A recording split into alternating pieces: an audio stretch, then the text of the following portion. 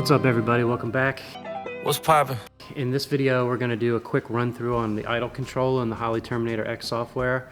This will all apply to the HP and Dominator as well and some of the other models, but we're going to be using Terminator X, and this car in the background will do some example stuff. That car is a little bit of a worst case scenario. It very well may never run correctly, but that's a story for a different day. Rather than showing you like the values that you're going to use to make this work, I'm going to show you how and why and what the tables themselves do. And then based off of that information, you should be able to make the adjustments to make the car idle well. All right, we'll start by just opening up a random file, just some of this crap Holley gives you to start with. This little tachometer looking gauge thing here is your idle control. And then here's all of the different stuff that we have to adjust. So first and foremost, before you can really dial in this idle control, you need all of your fueling, and the car needs to run really well first. Now with that being said, you can't have 30% learn and 30% closed loop correction going on and expect everything to work properly. But if you're not sure like what I mean by if your fueling and stuff is set up properly, the easiest thing to do is just go into here and actually disable your closed loop and disable the learn.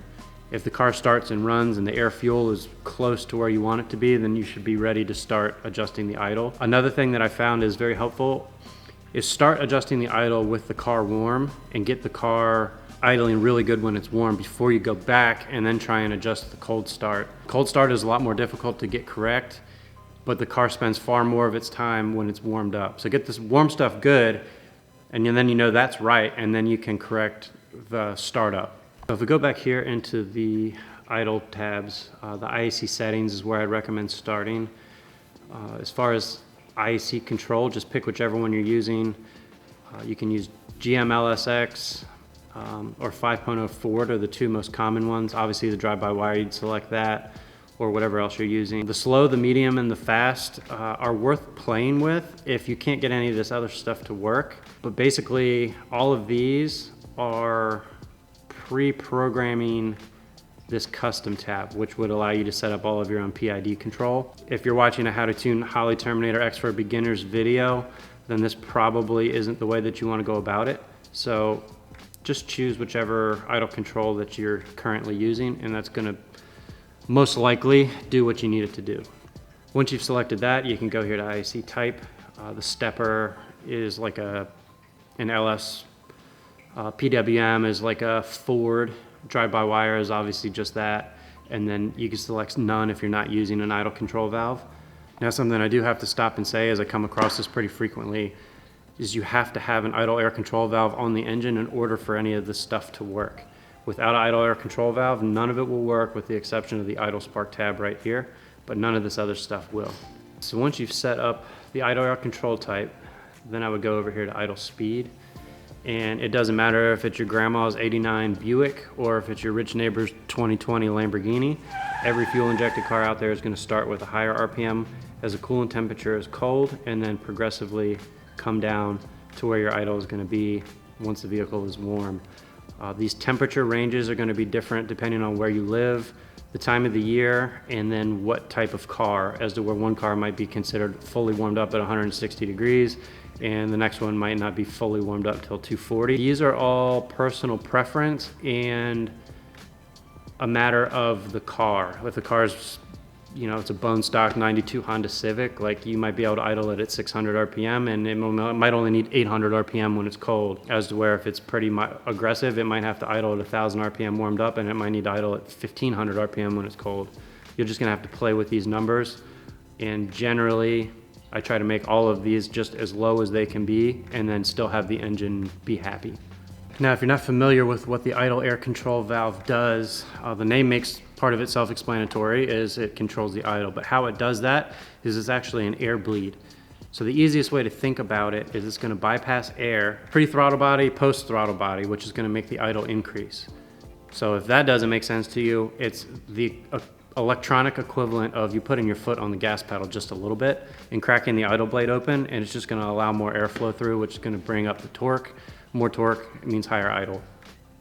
So in some situations when the engine's very modified, you might have to actually adjust the throttle stop on the throttle body to mechanically crack the throttle blade, at which point is going to be your 0 point. So if your idle air control valve has to operate at 100% opening and it's still not idling high enough, if you crack the throttle blade with the throttle stop, now you can bring the idle control valve duty cycle down. And really you want to try and get the idle duty cycle to work as little as possible. If the thing requires 0 to 100 degree swings, it takes time to do that, and all the PID control, everything's just going to be going crazy. So you want the idle control to just do a little bit of work, in which case I'll set the throttle to where it's just a little bit below what my target idle is when the engine's warmed up. So let's say my target idle is 800 RPM.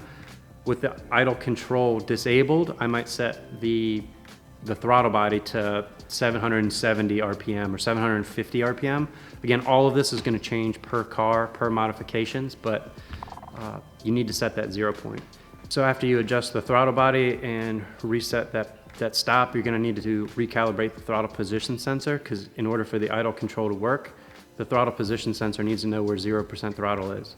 And if you don't do the auto set, then once you crack that throttle body open, the TPS sensor is now going to read, depending on how much you change it, might read 5 or 6%. So it may never actually enter the idle control. You understand what I'm saying? All right, now that we've set up our idle control type, we've set our idle speed, the IAC parked is going to be the next thing that we're going to look at. What the IAC parked is, during cranking, as you're cranking the key, this is going to be the value that it's going to hold the idle air control valve at. Just like most of the other idle tables, this is done off coolant temperature. When it's really cold outside, you see that it's 100%. So basically you're trying to allow as much airflow to pass through as possible. And then as the engine warms up, you don't need quite as much. So if you start the engine and the RPM flares really high, higher than you want it to, then you would bring these numbers down. And then if you're cranking and you got to hold your foot on the throttle in order to get it to fire up, then you would need to bring these values up. Now, with that being said, this is with the assumption that all of your startup fueling stuff is correct and you just need more airflow. So this is how you would bring up airflow, but this will not correct poor fueling. All right, so if we go back in here to our IAC settings, this idle spark is just that. It will actually adjust the ignition timing to make up and absorb differences in your idle control. The idle control valve itself actually takes time. There is a mechanical delay between it opening and closing, as to where the ignition timing is instantaneous. The P term and the D term are basically how fast it's going to react. The higher you go with this number, the faster it's going to spike the timing up and down, and the lower it is, the more it's going to be gradual. So you can just play with that a little bit. And then the D term is kind of like the brakes, so it doesn't try to. The P is going to try and get the timing to go in the direction it wants to go as fast as it can, and then the D is going to try and slow it down once it starts getting close to where you want it to be. Again, it's a whole nother video, but that's what that does. Enabling the idle spark does make a pretty big difference, and just simply raise or lower these values and see if it changes the idle the way you want it to be. I find that you can go pretty high on these and the difference is pretty minimal. A lot of times I actually turn this off and I'll build a custom table to make everything do what I want it to do the way I want it to do, but you guessed it, that's another video. All right, so next in here we have the startup IAC position. So basically once we get past this IAC parked position, you get through your cranking RPM and you get into what would be considered the engine running. Now we are going to enter into the startup IAC position. So what our startup IAC position is going to do is hold the idle at a higher position for this much time. So it would clearly, in this example here, it would hold it for 4 seconds. And then after that, we would go into the decay time, which is how long it's going to start ramping it down. If you increase this number, that ramp will take longer. Obviously in this case, it'll take 4 seconds before it gets out of the startup IAC position and just goes to normal idle control. And if you were to put this at 1 second, then it would ramp down much faster. Now I think the easiest way to kind of describe how all of this is going to work is going to be to draw it out. No, some people can just be the artist. So basically we're going to turn our key on and we're going to start cranking the engine. At that point, we're going to be, whatever our coolant temperature is at that point in time is going to be our IAC parked position. So we can draw that out like this. And pretend that's straight. Once we've exited cranking, we go into our startup IAC position. So we're gonna hold that for 4 seconds and then we're gonna decay it for 4 seconds. So at that point, we're gonna progressively bring this down like this. And then now, once we get past that, we're gonna maintain our target idle, which would be like your standard idle control. So let's say for sake of conversation, it starts up really good, it ramps down exactly the way that we want, and then it maintains an idle. So now once we've gotten past all of that, these settings are the primary ones that you're gonna play with that's gonna dictate how the car returns back down to an idle. So the IAC hold position is, let's say our idle control is operating as normal at 0% throttle. Once you give it throttle and you start driving and holding and maintaining throttle position over 0, the idle control valve is going to go to this IAC hold position, which in this case is 40%. Let's say it's going to take 20% to maintain our normal idle when we're stationary. So now either when we're moving or free revving the engine and we get off past that 0% throttle so we can get out of the idle control, now we're going to go to the IAC hold position. So basically the whole time we're driving around, we're going to go from this point and it ramps up pretty quick, and then it's going to hold 40%. This ramp value is basically irrelevant. I don't think it's adjustable because your foot, you're going to be opening the throttle enough to where the idle control valve isn't going to make a difference. Basically what we're trying to do here is we want it to be open a certain amount, so when we close the throttle, the idle control valve is open, and that way we can gradually control how we're going to bring that back down to idle. All right, so we're driving, we're at 3,000 RPM cruising. We let off of the throttle completely. What's going to happen now is the engine RPMs are going to fall very quickly, as fast as the engine will allow that to happen. And that's where we're going to get into this RPM above idle to start ramp. So even though we've let off of the throttle, we're going to maintain this 40% hold value until we get to this value right here, which is 1,000, whatever we set this to, but in this case it's 1,000 RPM above whatever the target idle is. So if we say we're here at 700 RPM at this temperature, then we would be at 1,700 RPM. So now once our engine gets to 1,700 RPM, then the idle control valve is going to slowly start decaying out for this amount of time. In this case, obviously that's 5 seconds. And then once we get past that point, once it gets down to, again, in this case it's 50 engine RPM above whatever our target idle is. So it was what, 700? So once we get to 750 engine RPM, then now the idle is going to go back to our standard, our main idle control as if the car was stationary. So basically what we're trying to do with all of this is gradually bring the engine RPM down to where it catches nice and smooth, and basically like the objective is to where you can't tell any of this stuff's going on, that the engine just comes down and goes right back to a nice idle. I do think that there needs to be more adjustability than what's currently here, but if you spend some time with it, just about every time I've been able to get this to work. The two things that I really wish that it had, which there's other ways that you can kind of manipulate it, but there's no, just right out of the box, there's no gear detection. So it doesn't know the difference whether I'm in park or neutral or if the car is in gear. And depending on the torque converter that's in the car, you can make it idle like $1 million in park and neutral, but then you put it into gear and the engine shuts off. In which case you got to do all your idle control stuff in gear.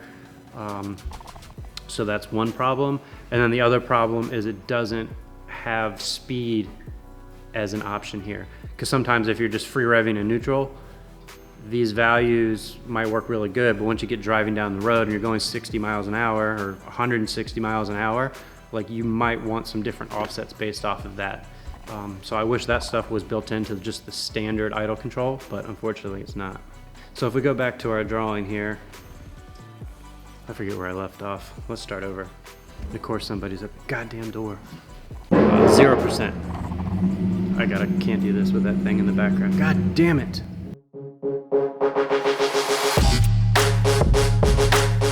Alright, so we're gonna start here.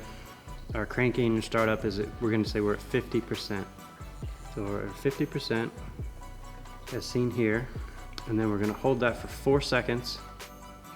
And then we're gonna slowly ramp it out for 4 seconds. So we're gonna say that's where we were cranking. So we're gonna hold this here for 4 seconds. And then we're gonna slowly decay this for 4 seconds.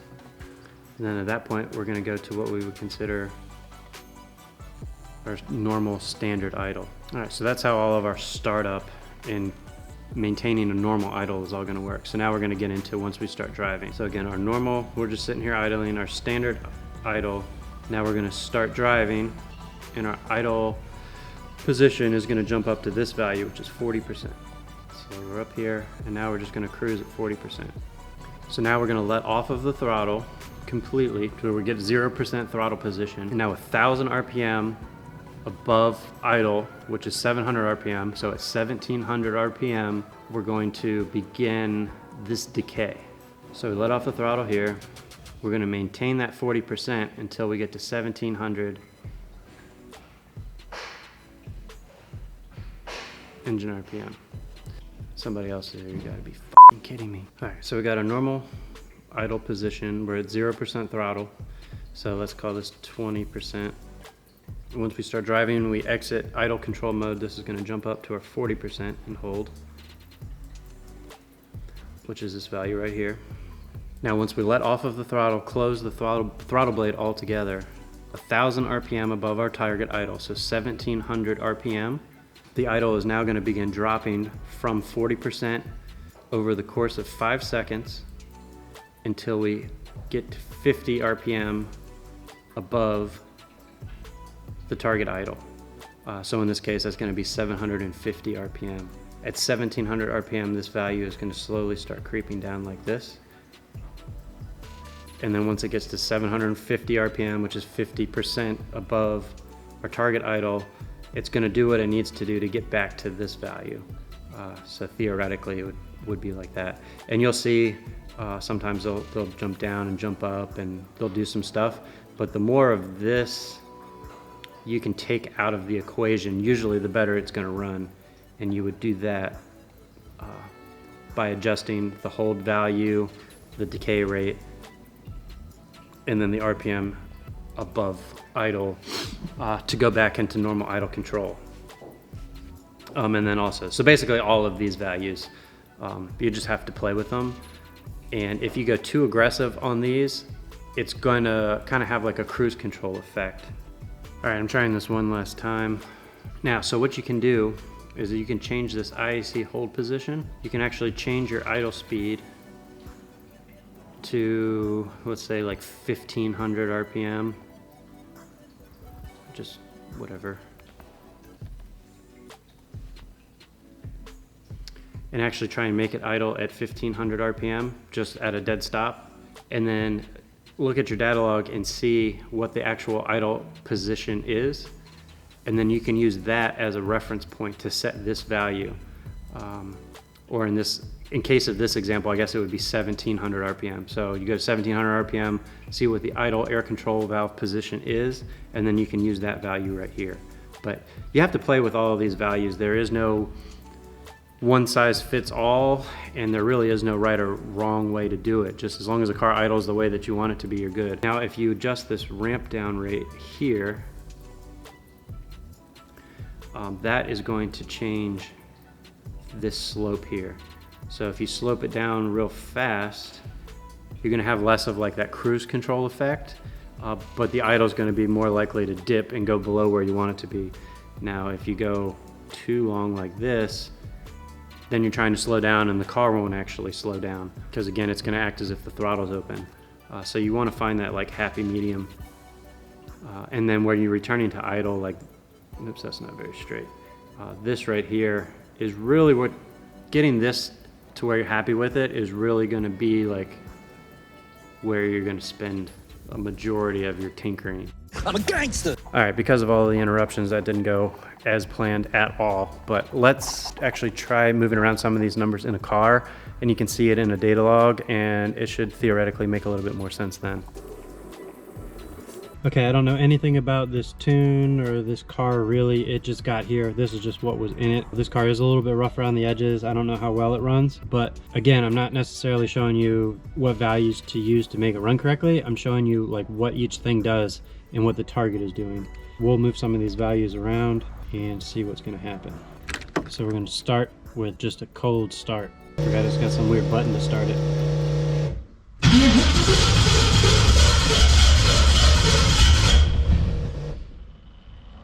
And basically it doesn't start. Just to get this going, let's see if we can't just bump this up a little bit.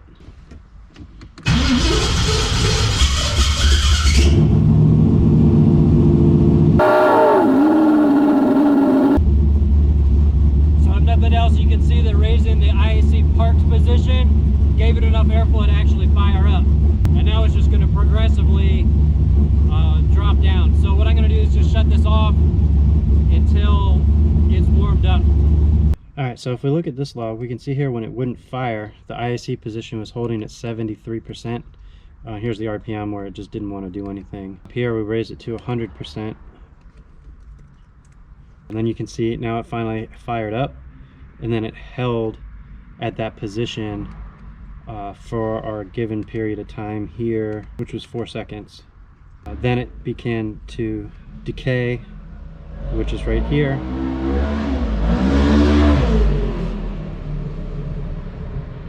I don't do drugs when I'm about to start, just so I don't have to deal with that shit anymore.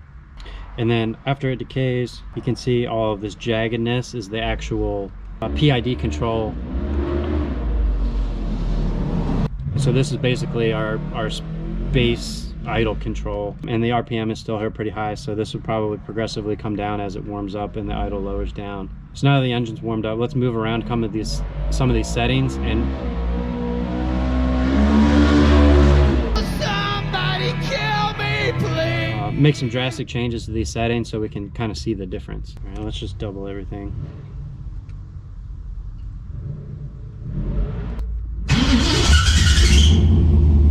Alright, so now that we're at a colder position, we're only at 50%, and then you can see once the engine fired up how much longer it held that 50%. And then the ramp down is longer as well. And then unfortunately, since it's not tuned, everything has to increase. Usually, or generally speaking, all of your startup and your base is going to be higher than the actual standard idle control. Alright, now we'll start up, we'll rev it a little bit, and we'll start paying attention to this stuff. Them sounds is garbage.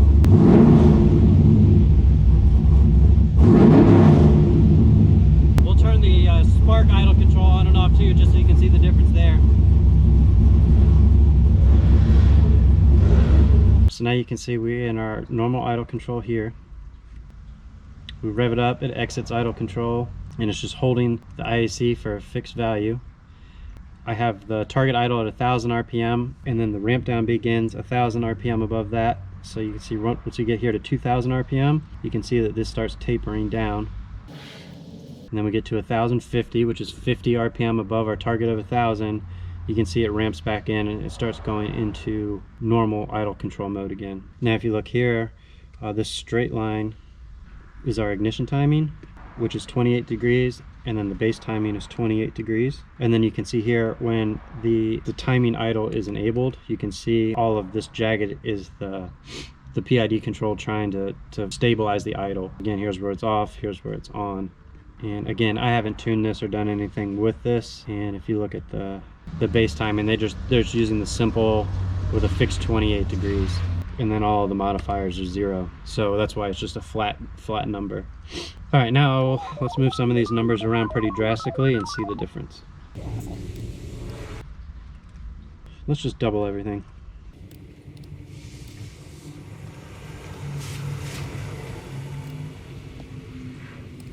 And we'll try this. Actually, since the starter on this thing's so ridiculous, let's bump this down a little bit.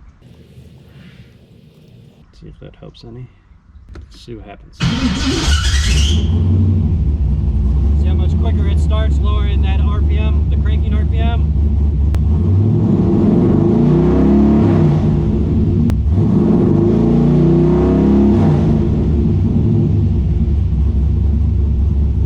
So if we look at this, now you can see how much more jagged the timing is going.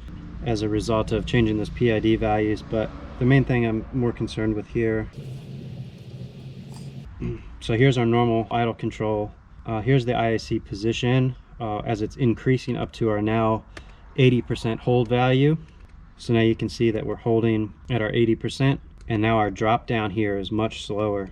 And we went from 50 to 100 RPM above before it starts our normal idle control, and then it jumps right back in.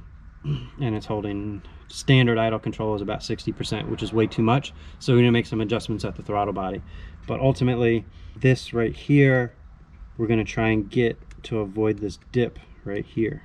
All right, guys, that's gonna do it for this, what started off as a really basic, quick video, turned into a little bit more of that. Sorry, it's a little all over the place with all the interruptions, but that's what I deal with every day. Now, if there's any aspects of this that you want to see further, just comment below, let me know what you want to see. And I'd like to do a video is actually setting one up and making it idle properly. And again, this one is just kind of to show you how it all works and what the targets are doing. You really need to understand what the targets are doing before you can make the actual engine RPM and the idle control and everything do what you want it to do. So target is the most important part as far as understanding how it works. The rest of it's just moving numbers around until the two things match each other. So like always, thanks for watching, and I'll see you on the next video. I need to get rid of all this shit. God damn it.